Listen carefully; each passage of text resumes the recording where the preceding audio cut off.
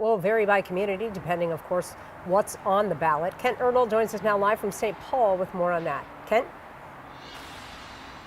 Yeah, Rena, you just said it. It really does depend on the community and the city that you're in. Here in St. Paul, at this precinct at least, turnout's been really good. I just checked in. They said they're at about 40% of registered voters, which is good, especially for an election, as Danny mentioned, that hasn't seen as much enthusiasm or campaign money. And frankly, what's on the ballot matters here in St. Paul as well. Beyond that mayor's race, there's not as much going on, and we've seen that bring the numbers down citywide. They're under 10,000 votes today cast across St. Paul.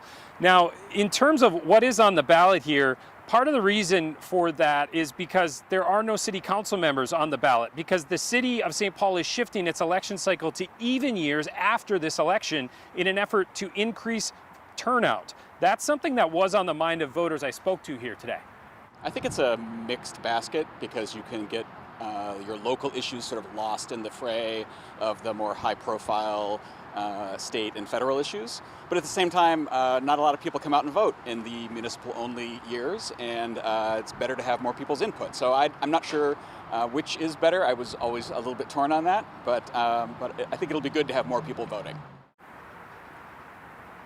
You know, what's really kind of interesting is there are a couple of other issues outside of the mayor's race on the ballot here in St. Paul. It's not races for office, but there's two ballot questions. One of them's a big one, and it's gotten a lot of people to come out here. It's the referendum for St. Paul Public Schools. That's a lot of implications there. There's also a question on whether or not the city of St. Paul can issue fines to landlords without voter approval. So a couple of those issues we've heard from people at least have been a bright spot for getting turnout. But again, there'll be a lot more when these elections shift in the next couple of years. Back to you. Thank you, Ken.